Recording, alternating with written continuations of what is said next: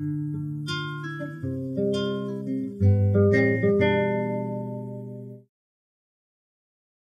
men, animals, plants, Mother Earth, I ask that healing lights can start flowing into every cell of every living being. Thank you, with all my heart.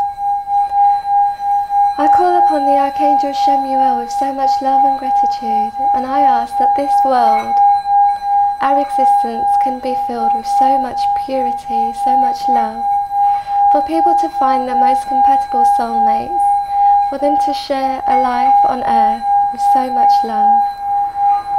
Help me to be in harmony with every single interaction, every single relationship, for me to raise my vibrations at all times to the highest vibration of love and joy. Thank you. Thank you. It is done, it is done, it is done. With all my heart, thank you.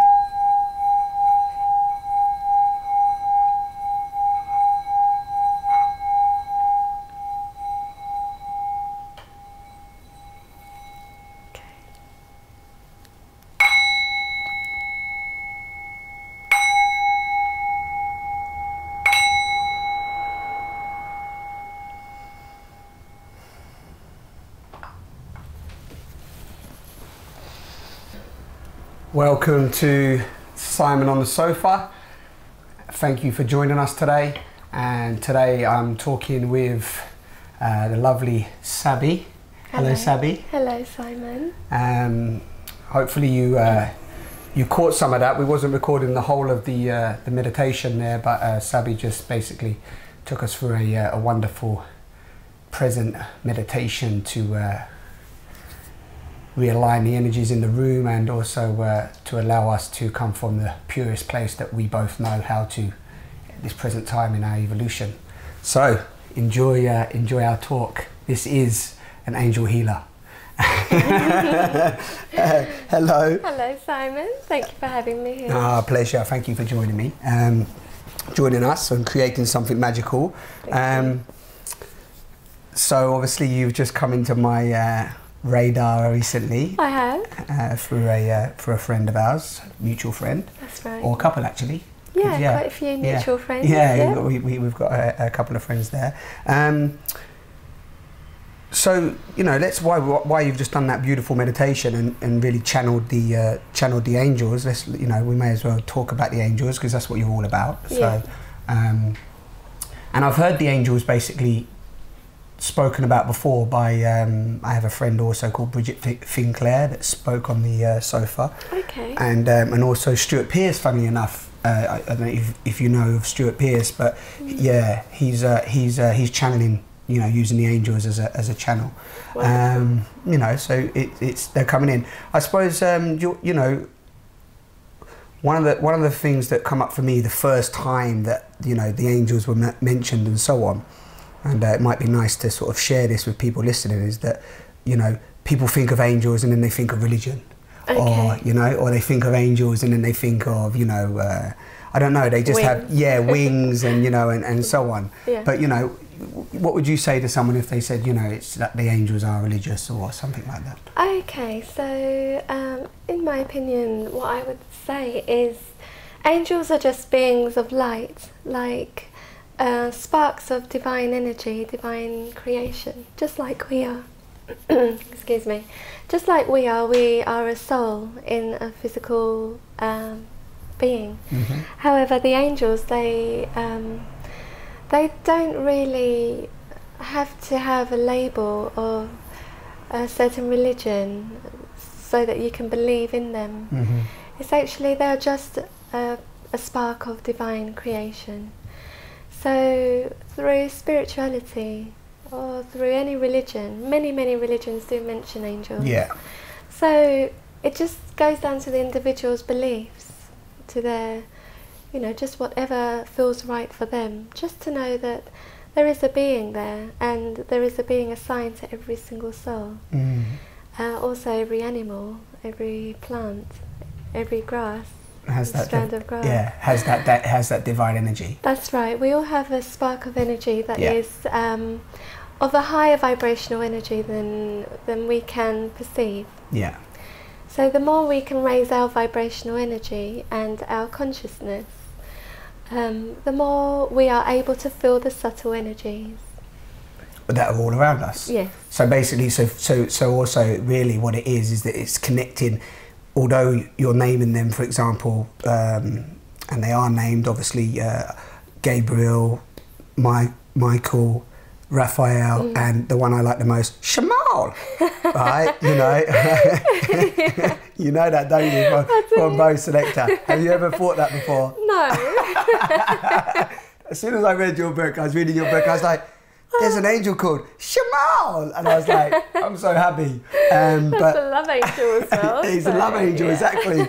He's pink and all sorts, you know. Correct. So that was really cool for me. But so really, so again, this is so basically, and there's also Metatron, and there's a number of different ones, isn't there, that have names for different connections. So really, more what comes up for me, and from reading your book and the way you describe it, is really it's just a case of using these figures or these energies or these names or whatever, basically to connect to the divine source that one is that we're not fully aware of most of the time. Yes. Connecting to the unknown and just connecting to the divine energy that created everything. Yes, that's correct. It's like, in a way, we can look at them as like a medium, you know, just in between, because angelic beings are actually messengers. So they are messengers between heaven and earth, and heaven or angelic realm and other realms. Mm-hmm. So that's right, that we are of course able to go straight to divine consciousness, sometimes called God or Source or all that is. But now, especially as the consciousness on the planet is changing, we are flooded with so many more angelic beings to help us through the transition. And as we know what's going on in the world at the moment, more and more people are turning to either spirituality or another source of comfort. So in my experience, this is how I got to know the angels. They, you know, it took a long time, you know, it just felt like I had to hit rock bottom. And through all that, I turned to prayer, and I actually talk about this in my personal journey.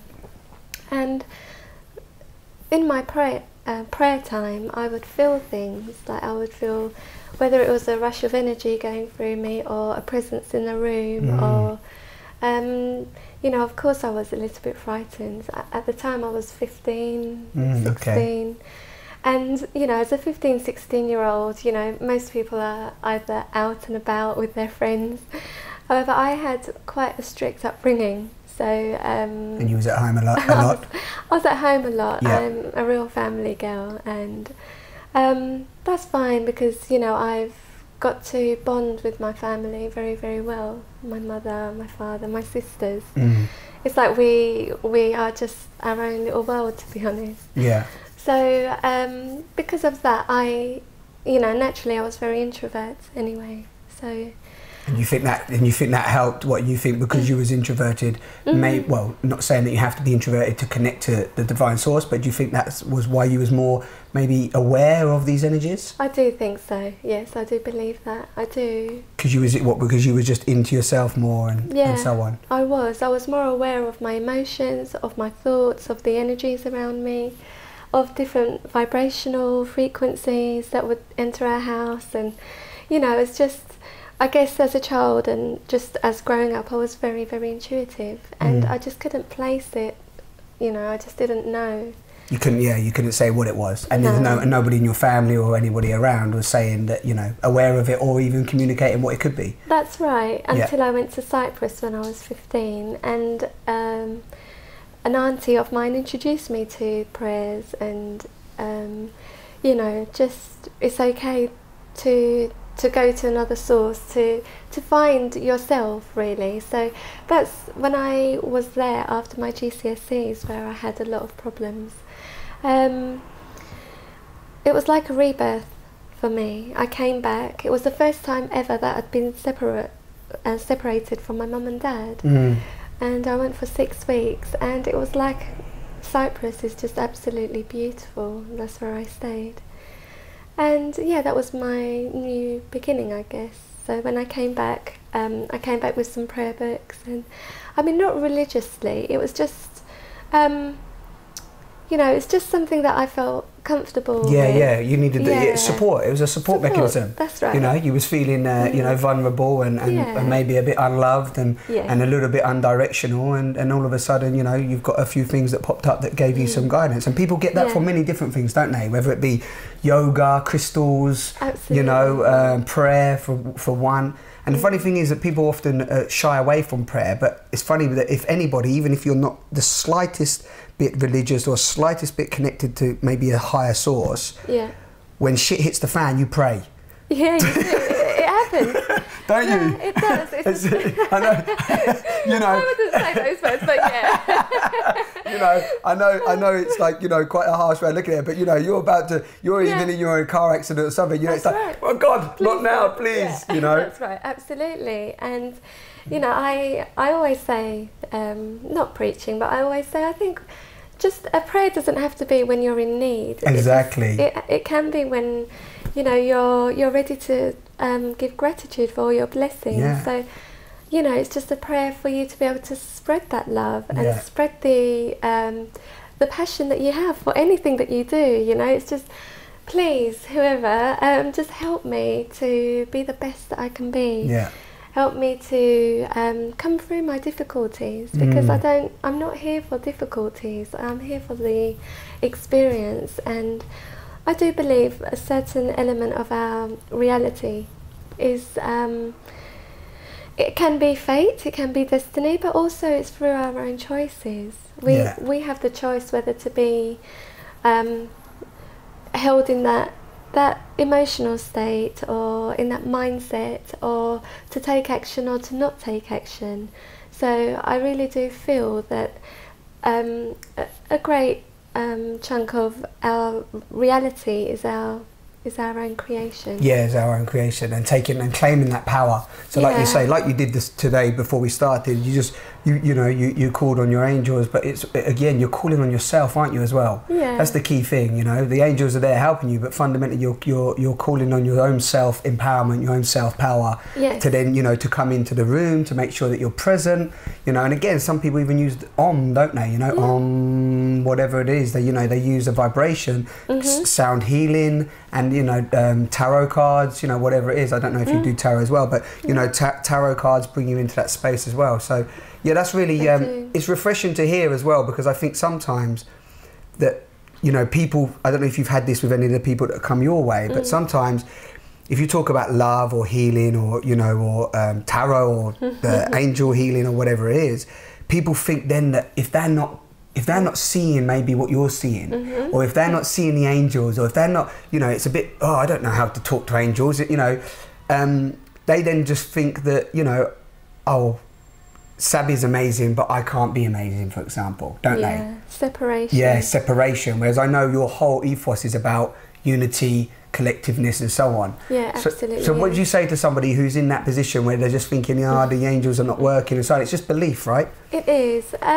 Yes, I have got customers and clients and friends and family that do say that to me. They say, I'm never going to do it, Sabi. I can't do it. I'm not clairvoyant. You know, I can't feel anything. I can't hear anything. But it's just, what I would always say to that person is just be with it. You know, when you let go of the trying, because trying is tiring. It tires you out. It puts you in a low place, because, you know, you try so hard and then it turns into frustration, it turns into I'm a failure, it turns into all sorts of self-doubt. things. Yeah. So they end up giving up. But luckily, I don't know if it's something I'm attracting, but whoever comes to me, I reassure them. I say, just give it time. It's just the knowing. It's just knowing that they are there. It's knowing that you will have a very, very unique experience.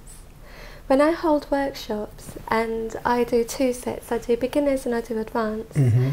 With the beginners, everyone's in the same boat. Everyone knows a little bit about this angel healing. What is it? What are the angels? Where are they? Who are they? So it's an introduction, and through my meditations is actually where I say it's okay if you see, hear, feel, or just know, or even if you don't experience any of those, just be with it. At the end of the day, after the whole workshop, everybody's flying with the angels. That's because you've been putting stuff in their tea. Yeah, that's it. And the angel cakes. Yeah. The old angel cakes are out, and everyone's like, "Whoa, Sabi, this workshop's the best in town." Yeah, and you know, and I think that comes from as well. That comes from the idea of just being, because if you can just connect to just being in yourself as being the unique person that you are, and not even needing to change that. Yeah, you know, letting go and releasing that, then you all of a sudden come into the experience and excitement of just being alive, right? Yes. You know, yes. Well, rather than, like you said, blocking it and you know, and trying so hard to you know, to maybe say, oh, I was sat there all day and there was no angel. Michael was definitely not sat next to me. You know, what does he look like? What does he wear? You know, has he got nice shoes? You know, is he? It's funny as well, you know, because I came to visit you, as you know, to the book launch. Yes. Because you just released the book, as I'm sure most people are aware of, and it was quite interesting to see that there was 90% women, 90% females, and you know, 10 men, or whatever it was. Because I think there's about 100 people or more there. So there was something I wanted to share, you know, bring up as the transparency, because I think one of the things is either men, you know, the old burly strong men out there, you know, talking to angels. I'm not going to do that. Do you know what I mean? What am I, some sort of sissy? You know, it's like, but you know, connecting to the divine is very much about connecting to the feminine and masculine energy, right? Yes. It's the complete collection of the whole. However you choose to do that is obviously, you know, your own path. But you know, there were some men there, and I spoke to them, and they spoke very highly of you. You know. Thank you. And they really liked what you was doing and so on. But you know, what would you know? Again, why do you think that is? You know what? You know. Okay, so what I would say when it comes to the lovely men out there, I know for sure that they all have the thoughts. They all have the searching. They, you know, it's something. I just think that we are in line with the consciousness that is changing. People are searching, whether it's searching for love, searching for peace, you know, searching for joy, happiness, contentment, fulfillment, success, security. Yeah. We're all searching. Now, I just find that, like you said, there's that stereotype. There's that thing about, oh my God, you know, can I really do this? But I'd like to share something with you. I have a lovely customer. She came to my workshop and she was overjoyed with her results. She'd been begging her husband to come and see me. Now, her husband is a director of 2 massive telecom companies. And he was in the transition of actually closing them and restructuring. Okay. And he was having a tough time with thousands of members of staff to relocate.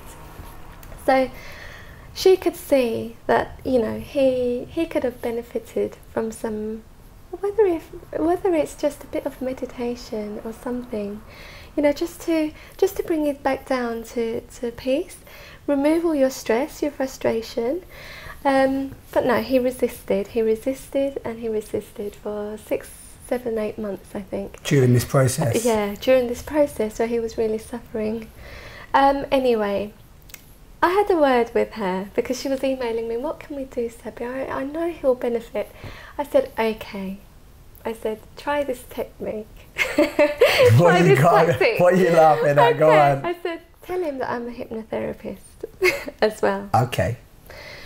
Tell him that I deal with the mind as well. I deal with the subconscious beliefs, the conscious beliefs, the fear. I believe in our thoughts. Our mind programs do have an aspect of creating a reality. Of course. Huge one. Yeah. The mind controls the emotions, and the emotions are held within the physical body, you know. So I said, okay, just say that. It doesn't have to be angel healing. Just say, you know, we'll look at his limiting beliefs or his subconscious mind. Yeah. He came along. In one session, which was an hour and a half, of a little bit of cheeky angel healing. You got the angels in there, didn't you? Whether it was silently or just, yeah, he was calling them down. Gabriel, Gabriel, we need you. Yeah, that's it. Come down. Come down. Now, of course, he has his free will. You know, there's absolutely no way that I would do something that he's not comfortable with. So I did say, let's just introduce you to this spiritual or energetic healing. He said, okay, let's do it. Anyway, after one session, he let go of the big energetic attachment he had to the company that was about to go. He found it within himself. In his meditation, I got him to visualize, and I got him to actually communicate with the energy of this company. Because, you know, we don't only form bonds with people or animals, we form bonds with properties. Of course, everything. Yeah. And he had it was his baby, it was his everything. He worked with it for 20 years. Yeah. Even the name of the company holds a vibration. Yeah. So anyway, yeah, after the session, he emailed me and he said, actually, Sabi, I'm absolutely amazed at the transformation. Yeah. And I wish I came to see you earlier. Yeah. So he came to see me three more times, I believe 2 or 3 times. Completely shut down the other company, relocated all his staff. I don't think he actually, he created jobs in his big company. Yeah, so he shifted it around, yeah. No one suffered. It was just time for that company to go. Yeah, exactly. And a huge director of a huge telecoms business. He's now flourishing. He's going worldwide with his new technique, his new, products. New products and also new mindset, right? New mindset. Which was always there in the first place. Yeah. If you just let go of the attachment and the addiction to that pain. Yeah. Because a lot of the times it's just holding on, isn't it? It is, and it's it's when you're a director, you need to be logical. Of course you do, but what I try to introduce is you have to use your intuition to make the massive, huge decisions. So, okay, I mean, I don't think he goes around telling his other company directors and colleagues that he's come for this. Yeah, but why not? But it doesn't matter, yeah. It's the fear. It's only the fear, isn't it? Oh, even if we mention the angels, it's only the fear. The judgment. Yeah. It's okay. I mean, believe me, I've been on this journey since the age of 15, so I'm going to show my age, but approximately 15, 16 years now, I've been on my own healing journey. Constantly. And yeah, there were times that I was stuck in the airy-fairy realm because I found it a lot more comfortable being up there and closing my eyes to the reality of the harsh situations that people go through here. It was my defense mechanism. So I did go through that maybe a year or so, but I found that extremely difficult. Going through your own transition? Where was that from the business world into like the angelic realm, or another one? Yeah. Oh, which one was you just mean in general? The first difficulty I had was when I was stuck up there consciously. I was stuck with the purity and the angels and not being grounded. Okay, so you was just in the clouds. I was. I felt that, and a lot of people around me, my mum was scared for me. She was like, Sabi, what's all this? What are you going on about? Things like that. Yeah. So I said, Mum, I just have to go through this. I do. But the difficulties for me were, the more I was developing my energy field and going through Reiki detoxing all build up, whether it's karmically, past life issues, which I believe in, childhood issues, cultural issues, conditioning, bullying at school, not feeling worthy, not feeling good enough, not feeling attractive, not feeling, all of it. The weight that we carry around. Absolutely. So as I was like shedding all those layers, basically after that I thought, I cannot interact with people. There's no way I can go into a bar or a nightclub, or I just don't want to be around people. Especially those who were stressed or ill or alcohol influenced,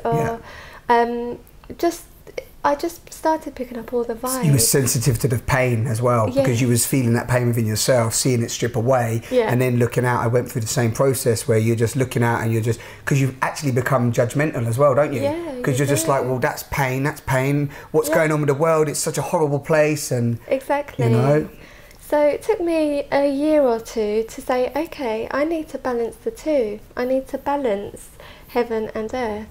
And I didn't know how I'm going to do that, because, you know, obviously people, my dad for a long time, being alpha male, traditional, cultural, you know, it's just, of course he had his faith in something, but angels, you know, who talks about angels? Yeah, he's like, you've smoked one too many. I've never smoked in my life, actually. No, but you know, you've done something, you've gone somewhere else. Yeah. He left me to it. He just had to trust and believe. Now, Sabi, please come round. We have a little situation to deal with.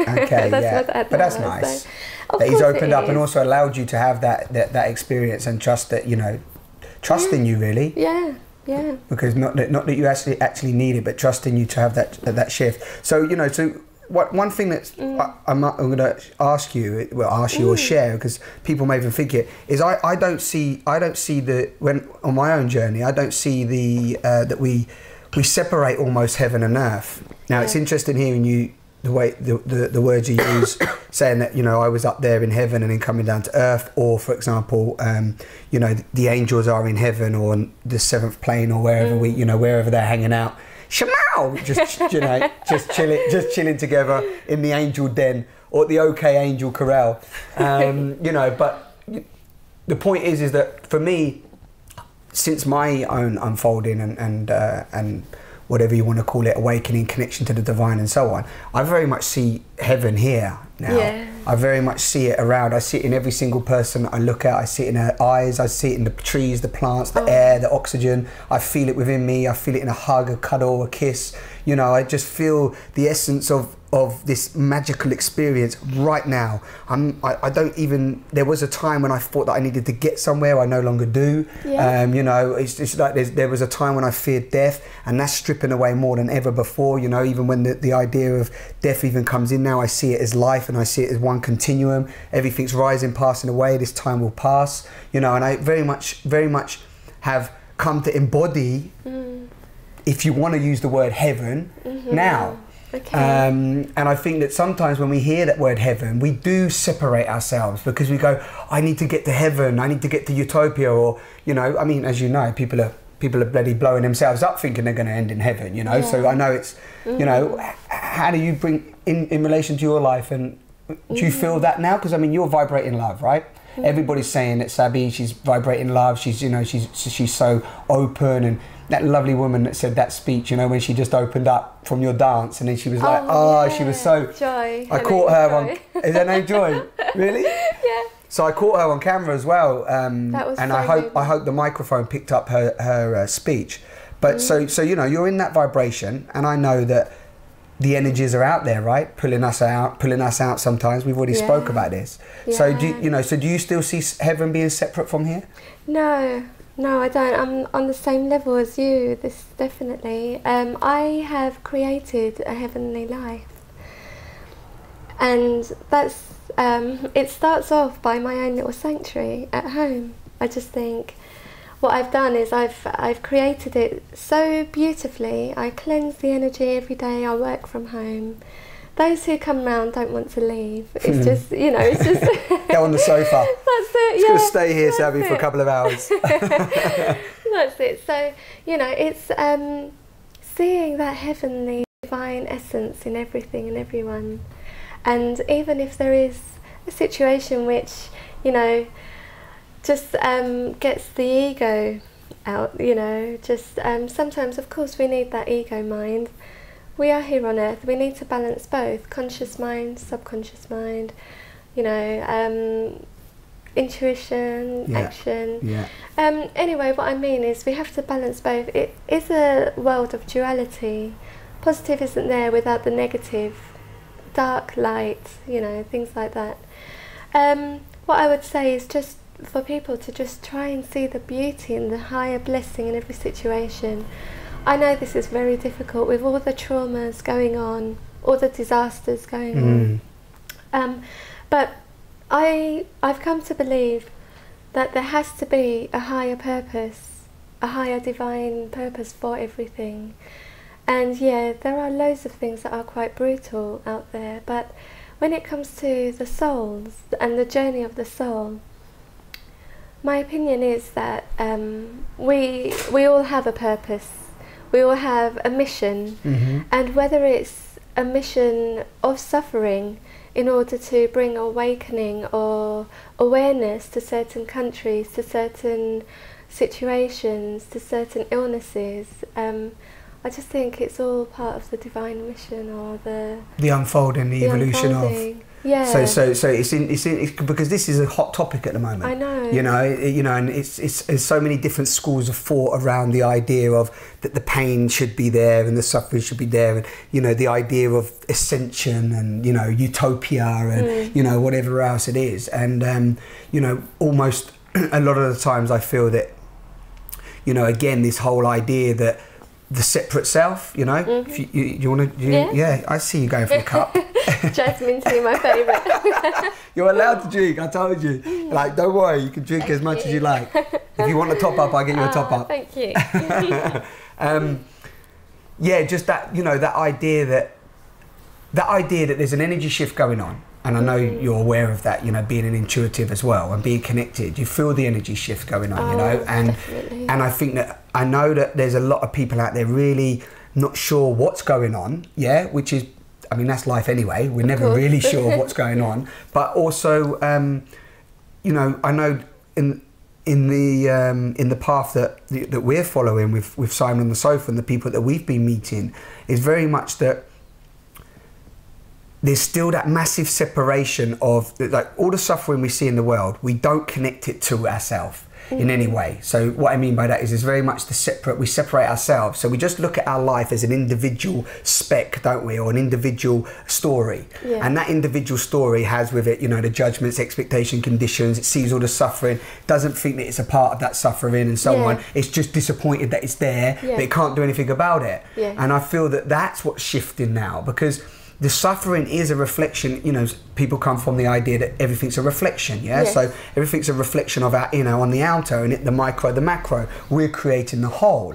So if we are really part of that, if we can detach from our separate selves of our job, our story, our schools, our idea that, you know, the structures of society of what is life, then we can start to do what you're sharing as well, is open up to being connected to the whole of this existence, the whole planet, and being a very vital, like you said, a vital part, you know, maybe destiny, maybe purpose, whatever, but a vital cog in that unfolding of evolution. Yes. Yeah? Yeah. And you know, do you share that with people? I do. I do. I must say that it is quite difficult because of people's belief systems, because of people's, you know, I'm very conscious about not preaching my opinions, and all I can do is just be with it. And with within my sessions, my workshops, I just allow the energy to flow. Yeah. And it's always perfect the way it is. Coming back to like that, what you're saying here, I'd say the biggest thing is we can go a step further and actually take a little bit of a responsibility as an individual, as a whole consciousness. This is, okay, so people, we do have our, you know, ourself, which is separate and angry, and, you know, but then why don't we try to look at the bigger picture and either take a step to take a little bit of responsibility, whether it's for the planet. I'm very passionate about that. Yeah, I'm very passionate about Mother Earth and the beauty of the nature and what we're doing, and I'm so desperate to be able to do something. I just want to now that I have the opportunity, for 13 years I was in a different corporate banking world. I didn't have the time or the energy to do it. Now I feel free enough to start doing things. Yeah. I'm also very passionate about children, about people in general. So I just think, let's all come together. Let's all, you know, let's all. You said that so lovely. Let's just all come together. You make it sound so lovely. But you know, just one thing. You are already doing that. You know that, don't you? I hope so. I believe. No, you really are. level. You know, Yeah. I mean, I'm seeing what you've done. I've spoke to people. You know, and often I notice a lot of healers feel sometimes that it's their responsibility also to heal everybody and heal everyone because they have that ability, because you know, but the thing is, you're already doing it. You know, whether I spoke to a lovely lady that mentioned about how you'd help change her perspective on things, and she'd then help that with her family and so on, and it's a ripple effect. I mean, the key thing, I think sometimes people go, oh, I can't save the planet, the world, it's big, I'm not going to go to Africa. It's not about that, because even if you have the intention that you're just thinking about a more beautiful, harmonious environment that you're in, that you're thinking that the planet, that works, doesn't it, Sabi? It does. You know, it really does. And I don't mean that everyone's just going to go, well, I'm going to carry on doing what I'm doing, but I'm thinking, I mean with pure intention. Yeah, and it starts with healing yourself. Yeah. It really does. If people start looking deep within and seeing, right, this is something I don't like in my life, this is an aspect that needs healing or changing, transforming, and taking that risk and doing it. But then comes along the whole, you know, what I'm referring to is the risk of letting a job go, the secure job in order to do charity. And, you know, I believe in infinite possibilities. I've seen it myself. You know, as you know, 1 in a million chance that a publisher will contact you to write a book. That happened to me, and it is the biggest publisher in the world. And it's, you know, it's honestly, try and put logic to this. Can it really happen? But logic says no way. There's no way. I have spoken to so many people who are writers, who have been writing for years and years, so passionate about what they write, and sending it Hundreds out, of people. hundreds of people sending it to all these publishers for them to get published. The thing is, I think when you take an action like that,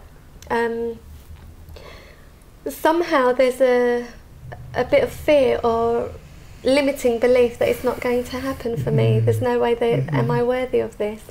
So I think the message I'm trying to bring is, believe in infinite possibilities. It doesn't matter if you think it's a huge wide world out there and you cannot do something to change it. That's so not true. Every single person has a unique gift and talent and the ability to bring divine consciousness down into every moment right now, whether it's through art, writing, being, dancing, service, everything. It's just it all plays a part.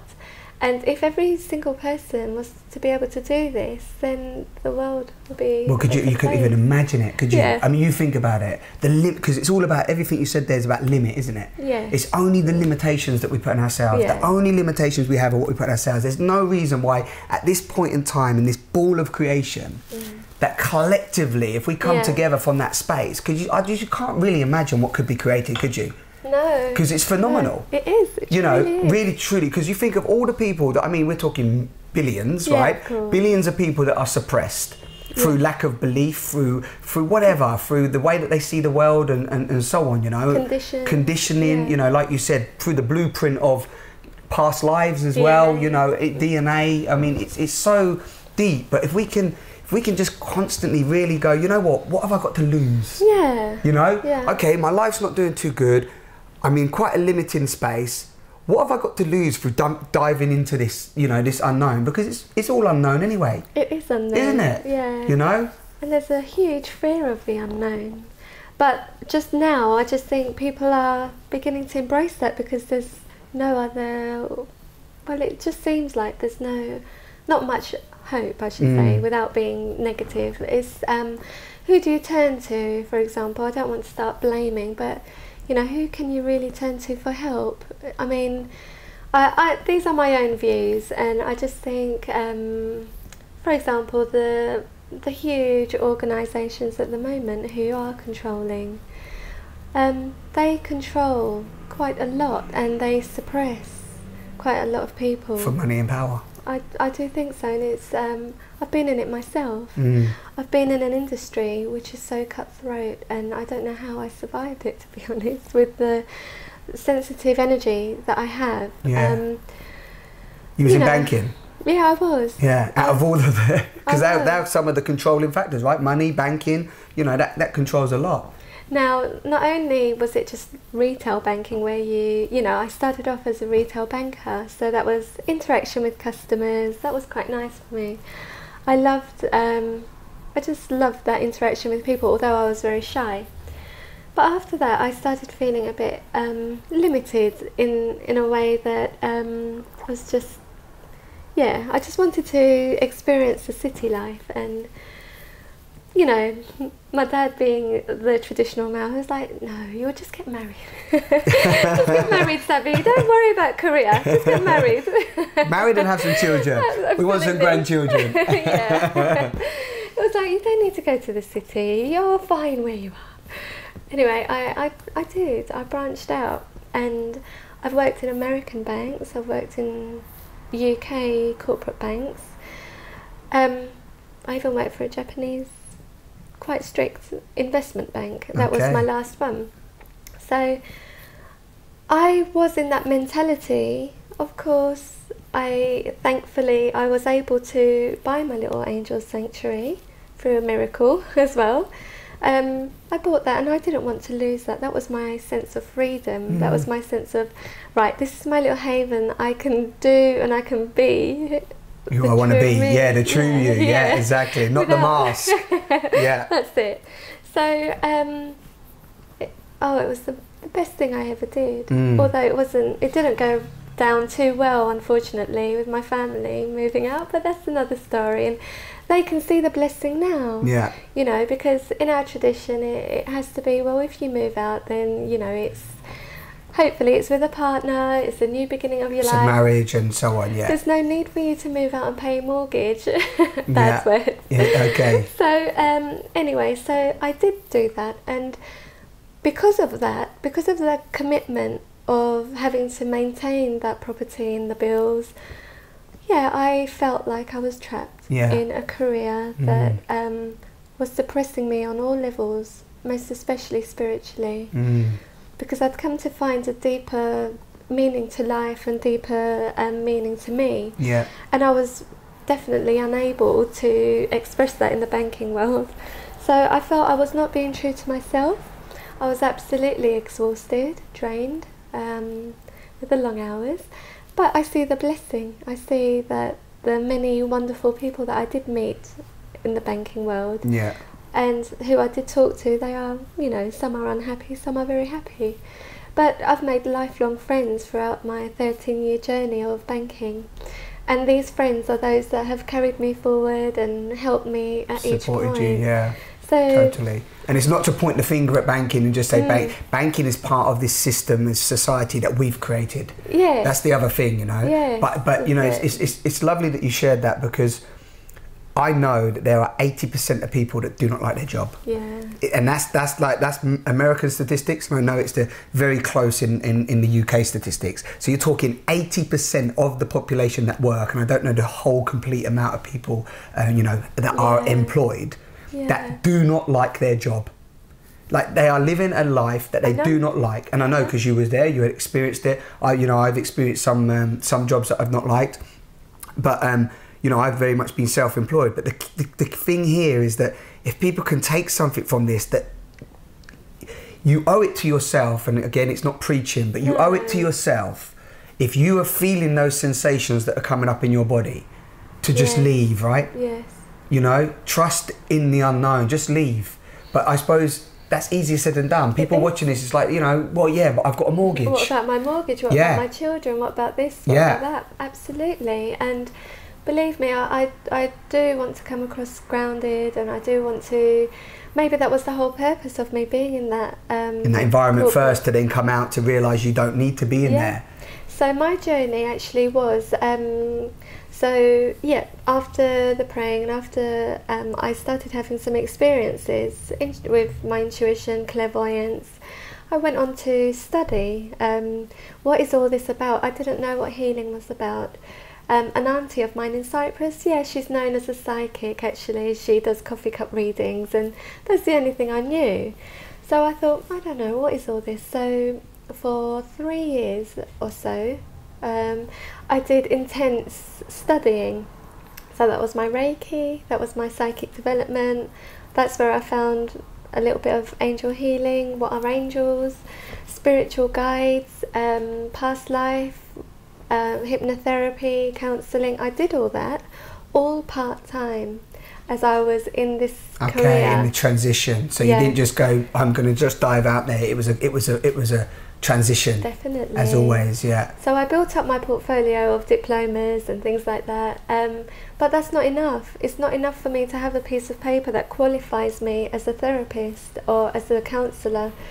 I had to have experience. So I was still living at home at the time. And I thought, okay, this is going to be my first step on my new career.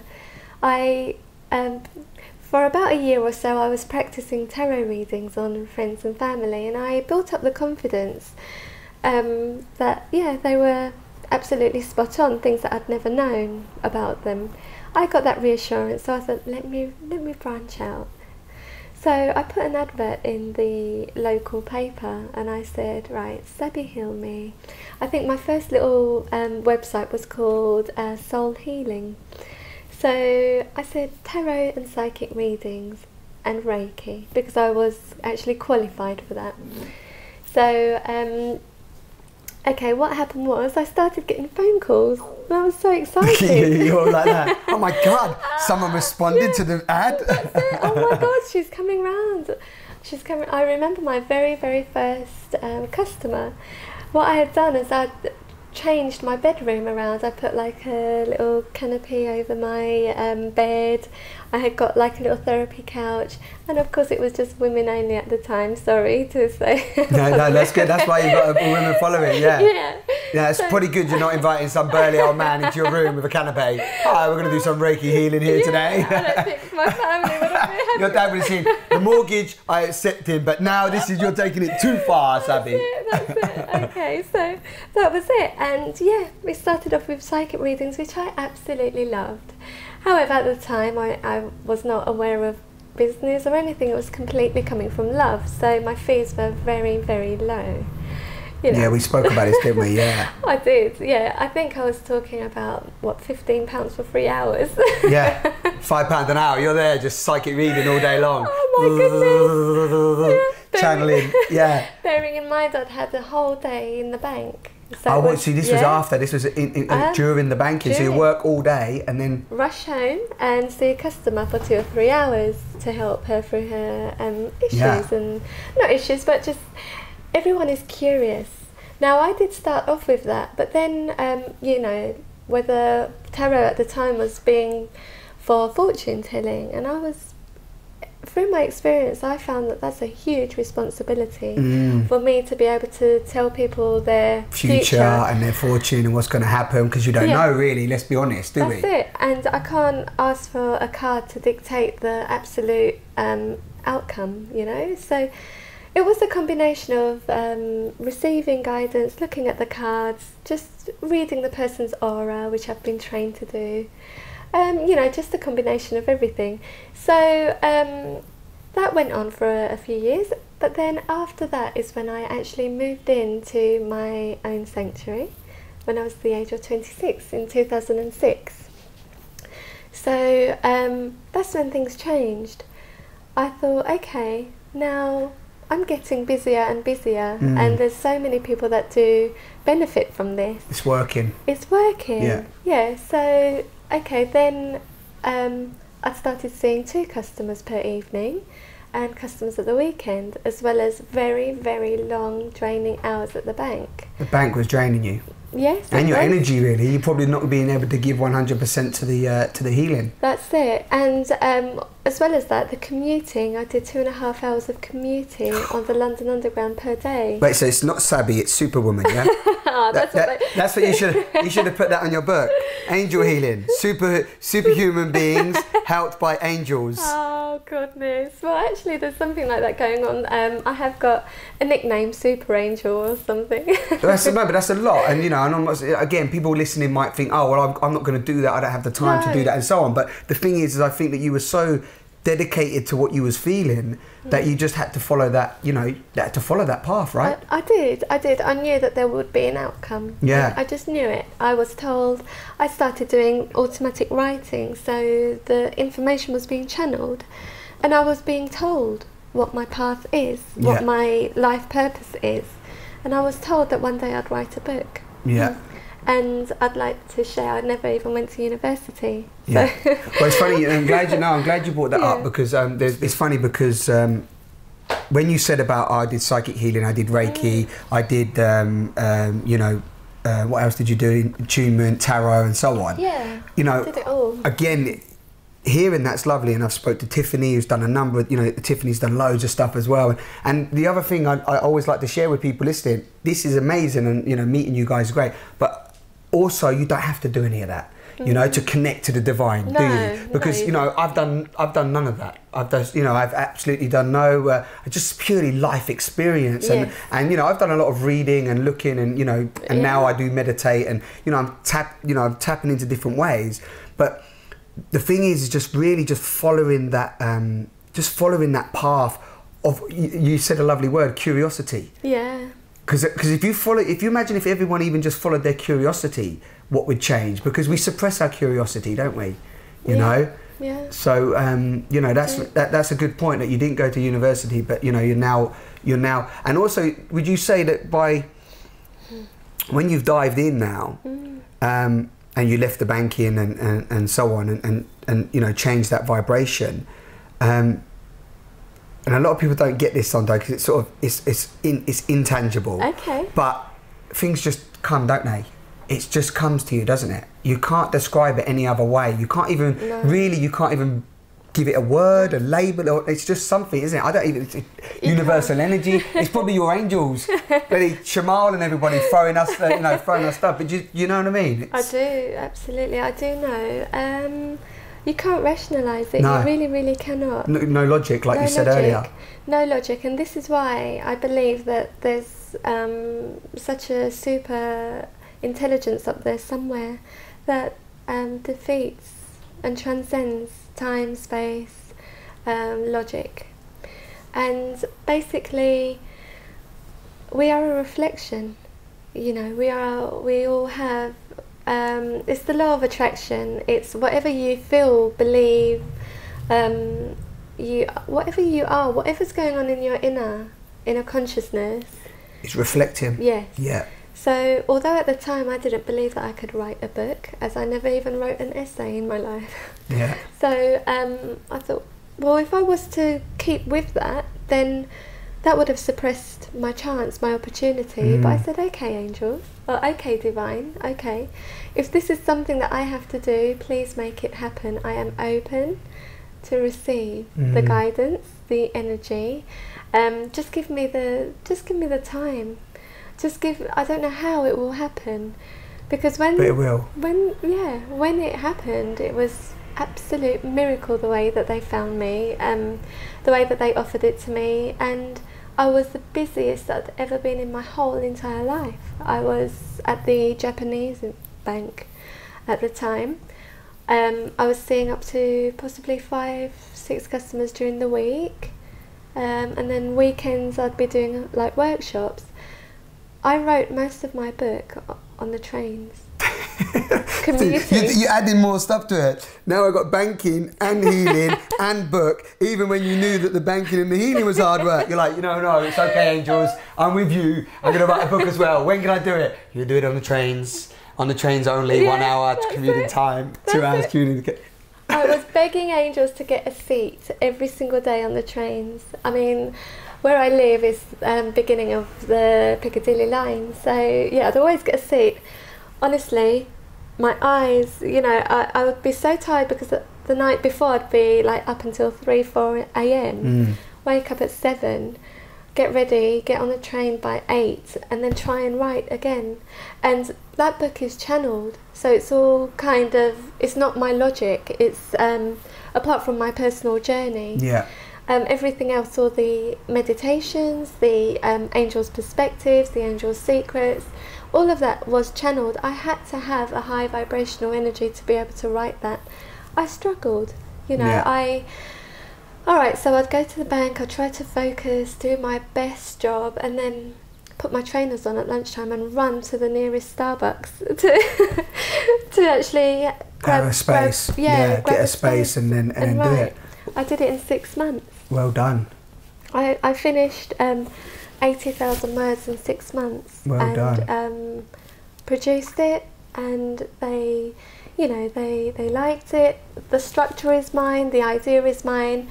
All Penguin Publishers said to me was, Sabi, it has to be part self-memoirs, your biography, part self-help, based on angels. Amazing. I think we're sort of running out of time because it's just sort of flowed along, which is lovely. But I was going to ask you to read my aura or something like that, or to give me a little one. But you can't do it quickly, can you? I'll try my very best. Yeah. Should we do that? Should we end on that? Yeah, should we let's do that. What do you need me to do? Just chill, just be. Yeah, you just chill, you just be. Okay, so I'm just going to focus. Okay, so what I'm going to focus on is your chakras, and what I want to say is. Okay, so your crown chakra is your driving force. So that spiritual energy constantly, continuously flowing down into your subconscious mind, through your intuition to your conscious. So you have this thing going on. And then it's like you're very passionate. You have to get whatever is coming through, you have to get it down on paper, or you have to bring it into your reality very quickly. That's why your passion is driving your actions. So what I would say is keep up with that. Not only are you connected to the angelic world, I actually feel there's an energy of shamanism possibly connected to you as well. You have a broad, wide of intelligence, and all this is coming through in this lifetime for you.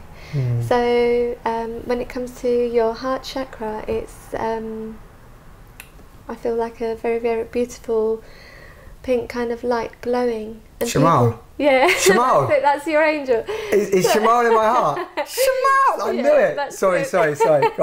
Go on, sorry. So yeah, that is your instant attraction. People warm up to you because as soon as people come into your aura, into your place, especially here, there's something about a very, very pure, unconditional love energy coming from you, and it's just like a beam of pink light flowing out. I actually feel that you will take your work internationally quite soon, if you haven't already done so. And I just kind of picking up on the lower chakras here, stomach, power center. Confidence is something that you've had to definitely grow with to be able to express the confidence. It was always there, however now it's just like a beaming sun, you know, just there, which melts away all your fear. Interesting. Yeah, so you are grounded yet very, very spiritually driven. Thank you. It's my pleasure. It's interesting you said that as well, because the confidence in relation to what we're doing now together was very, very blocked for a long time through that ego and that self-doubt that we spoke about earlier. Of course, yeah. Thank you so much. It's my pleasure. Really has been an enjoyable talk. I hope you've enjoyed it too. I have. And I hope this can help, you know, as we're on this mission, you know, children and other people out there. So it's a hugs, heart hug. Thank you very much. Thank you. Thank you so much. No problem, thank you. So much. Thank you. Okay guys, there you go. This is Sabi Hilmi, and you can get a link on my site, of course, to Sabi's site. And I hope you can, as always, take something. I always say these talks are not just for me and Sabi. Me and Sabi are out there doing what we're doing. We're diving into the unknown, and really they're for you to dive in with us and you know, dive in with whoever else is in your reality. So and something I just wanted to share with you all is that I was looking at a website earlier, and it said that an anagram of Earth is heart. So if you play with those, you've got the anagram of earth is heart. So there you go. Enjoy, have a lovely day. Thank you. Okay.